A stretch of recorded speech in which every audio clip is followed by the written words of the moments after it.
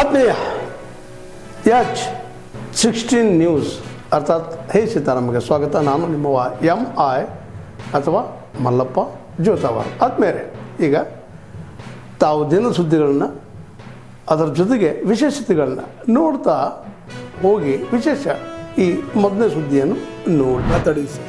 ವೆಂಕಟೇಶ್ ಅಂತಂದೇಳಿ ಅವ್ರ ಮಾವ ಮಾತಾಡಿದರು. ಅವ್ರಿಗೆ ಸಂಪೂರ್ಣವಾದ ಬೆಂಬಲ ಕೊಡ್ತೀವಿ.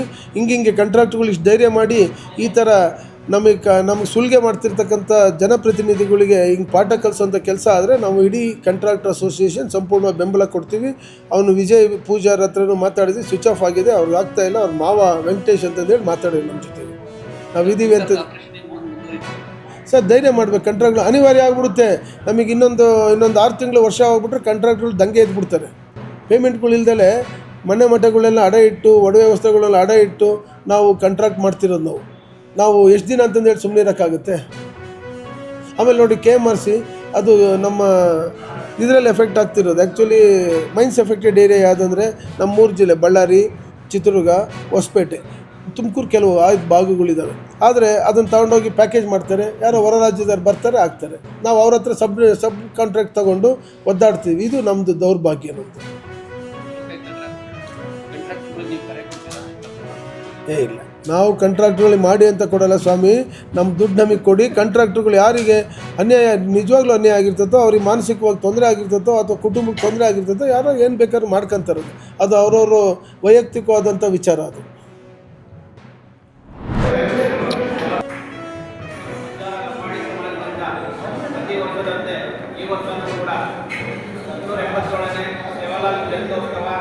ಮತ್ತು SSLC ಮತ್ತು PUC 85ಕ್ಕಿಂತ ಹೆಚ್ಚು ಅಂಕ ಗಳಿಸಿರೋ ಪ್ರತಿಭಾವಂತ ವಿದ್ಯಾರ್ಥಿಗಳಿಗೆ ಪ್ರತಿಭಾ ಪುರಸ್ಕಾರವನ್ನು ಹಮ್ಮಿಕೊಂಡಿದ್ದೀವಿ. ನಮ್ಮ ದಿವ್ಯ ಸಾನ್ನಿಧ್ಯವನ್ನು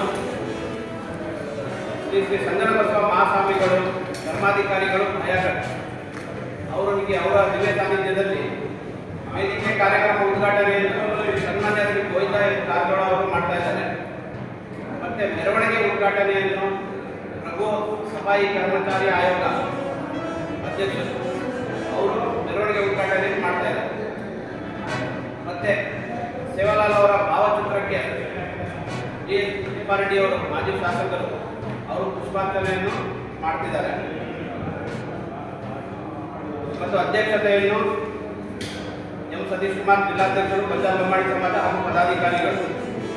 ಮುಖ್ಯ ಅತಿಥಿಗಳು ಜಯದೇವ್ ನಾಯ್ಕ, ನಮ್ಮ ಕರ್ನಾಟಕ ತಾಂಡಾಭಿವೃದ್ಧಿ ನಿಗಮದ ಅಧ್ಯಕ್ಷರು, ಮತ್ತು ಕಾಂತರಾಜ್ JDS ರಾಜ್ಯ ಕಾರ್ಯದರ್ಶಿಗಳು, ನಗರಸಭೆ ಮಾಜಿ ಅಧ್ಯಕ್ಷರು ಹಾಗೂ ಇನ್ನೆಲ್ಲವ ಅತಿಥಿಗಳನ್ನು ಆಹ್ವಾನಿಸುತ್ತಿದ್ದೀವಿ. ಪಂಜಾಬ್ ಮೆರವಣಿಗೆ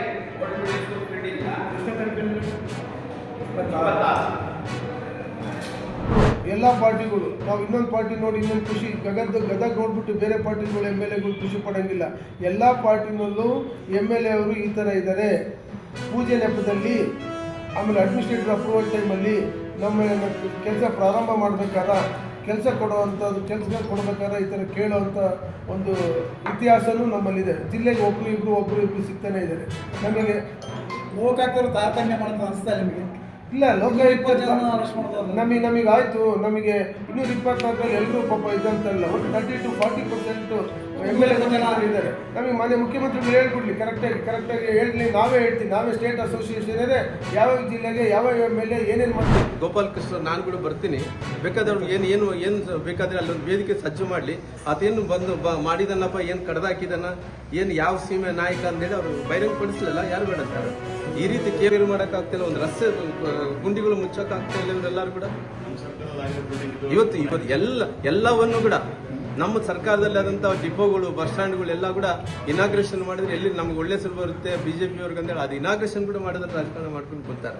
ಆತ ಬರಲಿ ಆತ. ಯಾಕಂದ್ರೆ ಇವತ್ತು ಅನ್ಕೊಂಡಿರ್ಬೋದು, ನಾನು ಗೆದ್ದಿದ್ದೀನಿ, ನನ್ನ ಮನೆ ಹತ್ರ ಎಲ್ಲರೂ ಕೂಡ ಬಾನಿಸುಗಳು ಇಲ್ಲಿ ಸ್ಲೀವ್ಸ್ ಹತ್ರ ನನ್ನ ಹತ್ರ ಬರಬೇಕು, ನನ್ನ ಮಾತೆ ನಡಿಬೇಕಂತೇಳಿ ನಾನು ಅಂದ್ಕೊಂಡಿದ್ದಾನೆ. ಅದು ಭಾಳ ದಿನ ನಡೆಯಲ್ಲ. ಈ 3 ವರ್ಷಗಳಾದ್ಮೇಲೆ ತಾನು ಹಣೆ ಬರ ಏನಂತೇಳಿ ಕಾಂಗ್ರೆಸ್ ಗೊತ್ತಾಗುತ್ತೆ.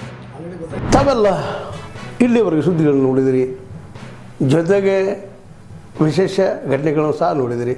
ಅದು ನಿಮ್ಗೇನು ಅನ್ನಿಸ್ತು? ನಿಮಗೆ ಲೈಕ್ ಮಾಡಿರಿ, ಶೇರ್ ಮಾಡಿರಿ, ಕಾಮೆಂಟ್ ಮಾಡಿರಿ. ಜೊತೆಗೆ ಸಬ್ಸ್ಕ್ರೈಬ್ ನಿಲ್ಲಿಸ್ಬೇಡ್ರಿ.